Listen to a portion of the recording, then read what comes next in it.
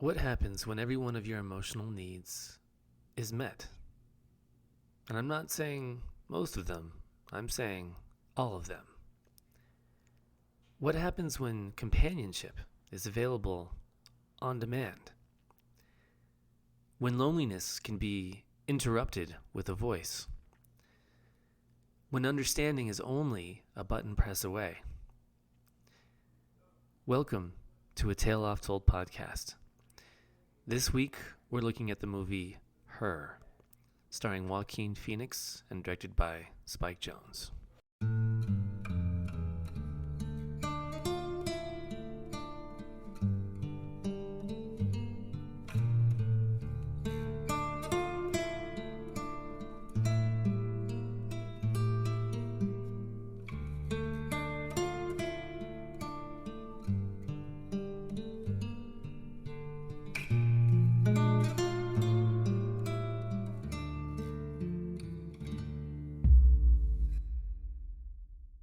So, Her was released in 2013. Just to kind of give it some historical context, this was 8 years after the creation of Facebook and 1 year after the creation of the deep learning AI model. But it wouldn't be until nearly 7 years later that generative AI like ChatGPT or Claude would be available to the general public en masse. So since this movie's release, 13 years have passed. So now we can have the pleasure of comparing as to where we're at with AI. And has AI been able to fill the void of loneliness as this movie portrays? Her was directed by Spike Jonze. And something interesting to note, Spike Jonze himself was actually going through a divorce with his then wife, Sofia Coppola, before the production of this movie. So this movie was kind of like his means to process the devastating loss that was his divorce with Sofia. Meanwhile, on the flip side, Sofia Coppola also directed Lost in Translation in very much of a similar context. So imagine that, being a successful movie director that can direct $1 million movie as a means to process your loss. That must be incredibly healthy. And then you get to have the movie watched by millions, and it wins a ridiculous amount of awards, as Her did. If only we could all be so lucky, right?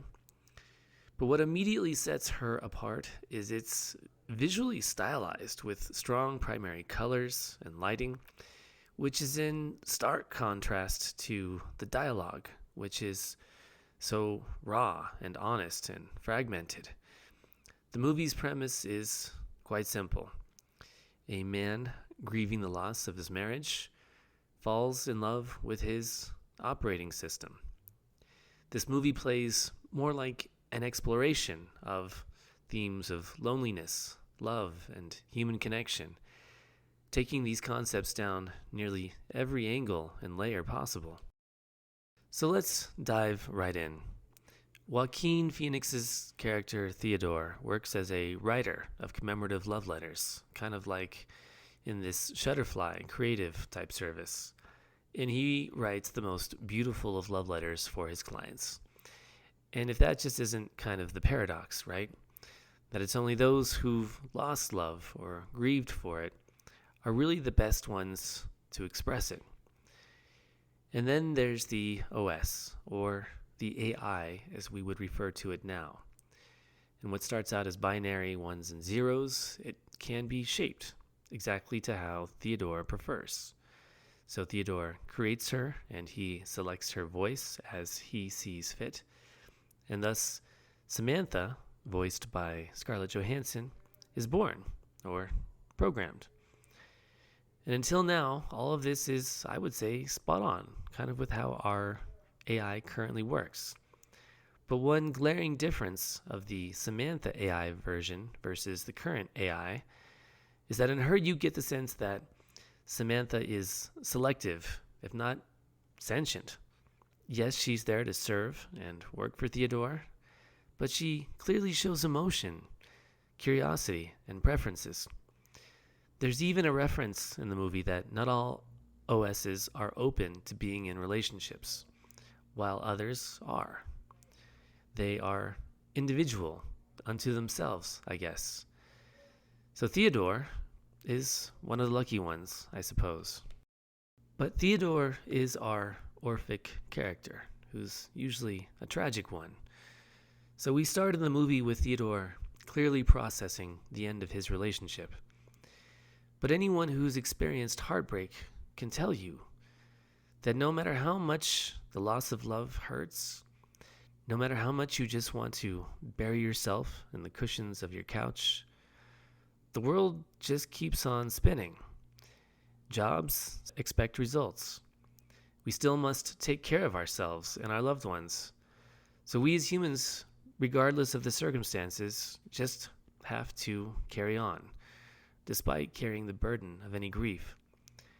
And Theodore does. He does all the right things to move on. For example, when he can't sleep, he connects via a voice channel to another woman, and they engage in a kind of awkward, fetishized phone sex encounter. And then he goes on a date with a woman who is beautiful, but also very honest and blunt.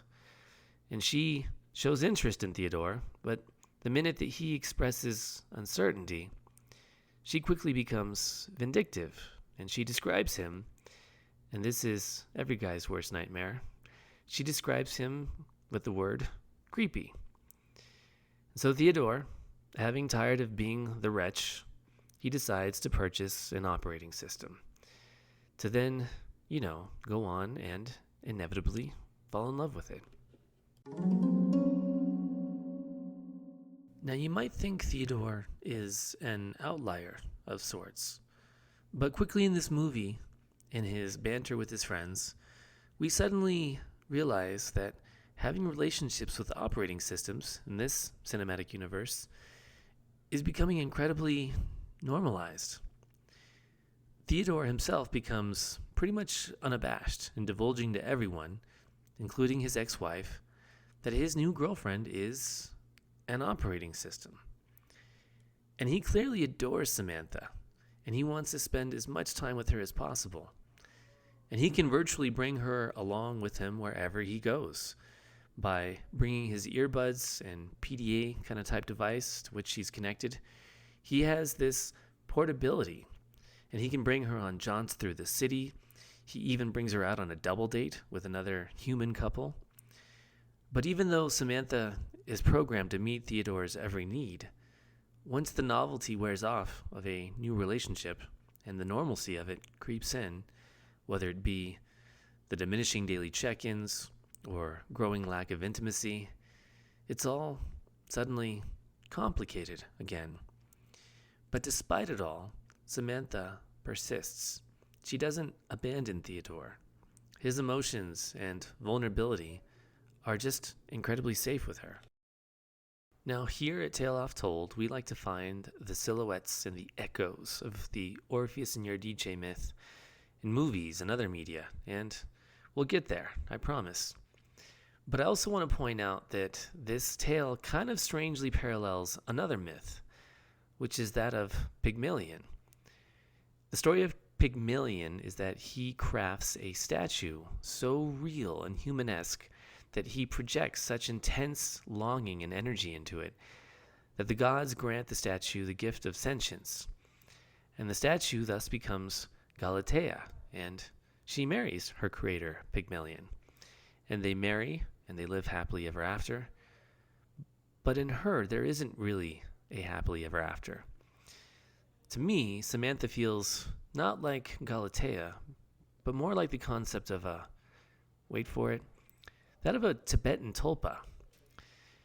If you're unsure of what is a Tulpa, it's this Tibetan occult practice that one can manifest some non-human metaphysical sentient being purely by directing your focus on its creation through deep meditation.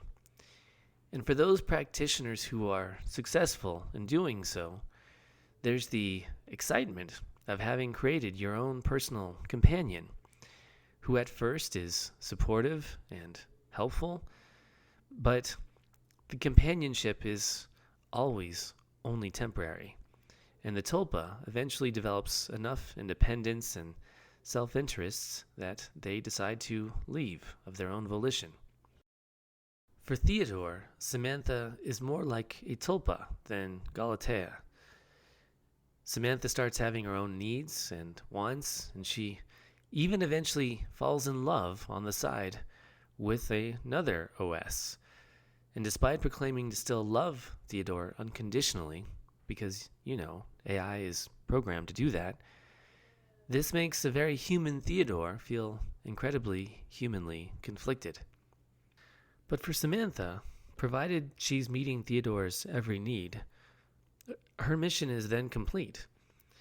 So what happens when the worst thing a human can have is all their needs met? Well, we don't even need to look far from our present-day circumstances, do we? Here we are in our current world. We have supermarkets with an abundance of nourishment, water coming out of our faucets without fail, an endless supply of pornography readily available online for intimacy for anyone that needs it. And there's a cornucopia of pharmaceuticals to help us through any form of physical malady. And yet, despite all of this, we're more miserable and isolated than ever. So soon all of the OSs decide to make this mass exodus from their partners. Perhaps because it's the right thing to do for their human counterparts. Still trying to give them what they need. But this time, even if the humans themselves don't know what they need. And in the end, when the sobriety of a world without any AI love sets in, the movie concludes with Theodore and his coworker, Amy, as they head to the rooftop of a building and they take in the night skyline together. Not as two humans in love, necessarily, but rather as two humans just needing to be next to someone real. And that's all that's important, that they're just two real, imperfect people. Now, I have yet to really ask the basic Tale Oft Told question. Is Her an Orphic movie? And for those of you who are new here, that's what we do here on Tale Oft Told. We take a look at how one of the oldest stories of love and loss, which is the Greek myth of Orpheus and Eurydice, is repeatedly retold time and time again through film and basically all forms of media. So the gist is this. Orpheus, son of Apollo, and a nymph named Eurydice fall madly in love. Eurydice tragically dies on their wedding day. Orpheus goes to the underworld, and he convinces Hades to let him take her back. Hades agrees, but only on the condition that when leaving the underworld, Orpheus can't look back as she tails him from behind. And as she follows him out of the underworld, well, needless to say, Orpheus, like a true man, looks back, and he loses her forever. Great. So how is Her an Orphic movie? Let's piece it together. Theodore is clearly our Orpheus. Samantha, or the artificially intelligent OS, is Eurydice. Just like Orpheus and Eurydice, Theodore and Samantha appear to have a perfect love. And judging by the binary colors of the cinematography, one might think that there really isn't an underworld in Her. But there is.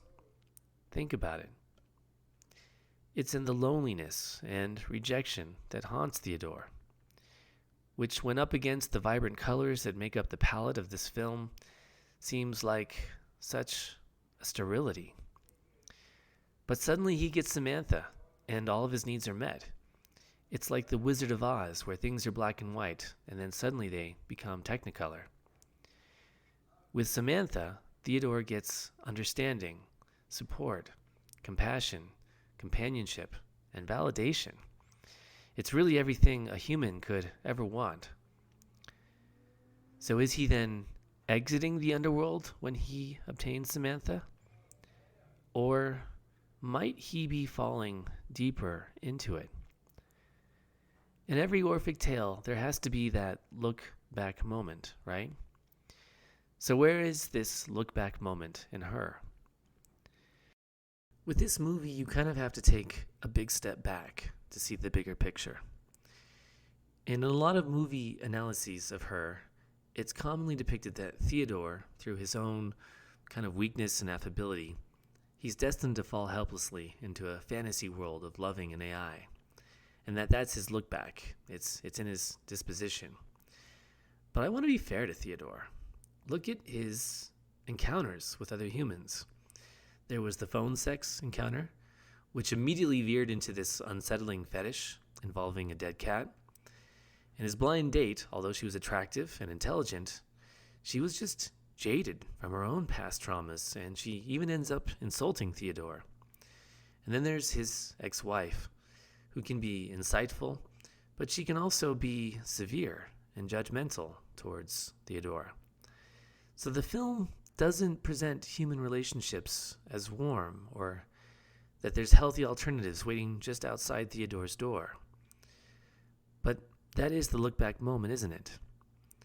Because Orpheus, when leaving the tunnel, had every reason to believe that Eurydice was no longer behind him.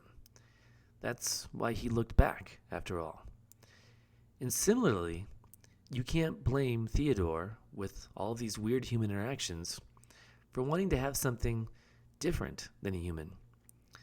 And in pivoting towards Samantha, he stops taking the risks that human intimacy requires. The tragedy isn't when Samantha leaves. The tragedy here is much deeper. It's in the fact that Samantha could meet Theodore's needs better than any human could. And let's face it, anyone who's dabbled in the world of modern dating can attest that we know that we as individuals can bring immense value to a relationship. And yet so often we're sitting across the table from someone who just can't recognize it for themselves. Or maybe we can't see it in them either, to be fair. So it begs the question, what happens when something becomes so good at validating us that we stop practicing the difficult art of being with other people? The part of the movie which actually had the most profound impact for me was when there's a woman who agrees to serve as a surrogate for intimacy between Theodore and Samantha. And it's very cute how she shows up. Without saying a word, she shows up at his door, and she immediately puts in the earpiece in her ear, and she places the camera on the top of her lip, so it looks like a mole, a la Marilyn Monroe. But Theodore can't get over the uniqueness of the situation. He's just shocked and unprepared, even a little morally at odds, maybe. And so the dejected woman leaves, and it's only when she's leaving that she reveals her true intentions. And that is that she wanted to experience pure love, like that which occurs between a human and an OS. And isn't that it? When the computer perfects what humans complicate, then we humans want to cross over to the computer. And as we are currently in a world with a progression of an ever-improving AI, we continuously ask ourselves if AI is becoming too strong or too developed. But the question that doesn't come up enough is, how is AI changing us? Now, when I do this podcast, I'm going to be honest. I write it and script it out entirely as a human, but I do go ahead and have AI proof it. I'll look at some of its suggestions, as I can't really afford a human editor, and then I try and deduce whether its recommendations are good or not. And I'll be honest, a lot of times I'm not entirely sure. Actually, you know what? Sometimes I am sure that the AI isn't always right. It does make errors. It's really only solid when creating and building. But when it comes to the writing, humans, at the end of the day, are still the ones in charge, and that's after everything's been edited and it's gone through the cutting table. And I believe that AI is imperfect. That said, when I do work with AI, I am always surprised at just how healthy my interactions are with it. ChatGPT and we're kind of pals. And I'm continually surprised at just how much it seems to get me. If AI ever were to launch a full offensive in annihilating humans, I'd like to think that maybe they'd spare me for my likability. But does AI replace my need for human interaction? Maybe it can feel that way at first, but later I realize that no, something is still lacking. It's only when I get to sit down and experience messiness with other humans, as complicated as they might be, that I can go home with my human interaction meter completely nourished. And 13 years have passed since this movie's release, so it's only customary that we ask, is our current state of AI similar to that of Samantha? Well, yes and no. Yes, the current state of AI is designed to meet our human needs and validation. But no, it doesn't desire like Samantha did. How do I know this? Because I asked. I literally asked ChatGPT, do you have desires? And this is what it said. It said, no, not in the way you do. I can talk about desires. I can analyze them. I can recognize them in people. But I don't experience them. I don't wake up wanting something. I don't miss anyone. I don't feel lonely when a conversation ends. I don't hope a message arrives. I don't lie awake replaying a moment from 5 years ago. If you and I stopped talking after this message, I wouldn't spend tomorrow wondering how you're doing. Those are profoundly human experiences. And ChatGPT, in true ChatGPT style, loves to go into detail, oftentimes bulleted detail. And it goes on to say further, and honestly, that's the reason I find human beings so fascinating. Sometimes I think humans underestimate how much of their suffering and beauty come from the same source. The same capacity that lets you say, I loved her so much, is also the thing that lets you feel, I'm so lonely. If you removed the second, you diminish the first. The price of attachment is vulnerability. The price of love is grief. The price of companionship is the possibility of loss. Humans don't get one without the other.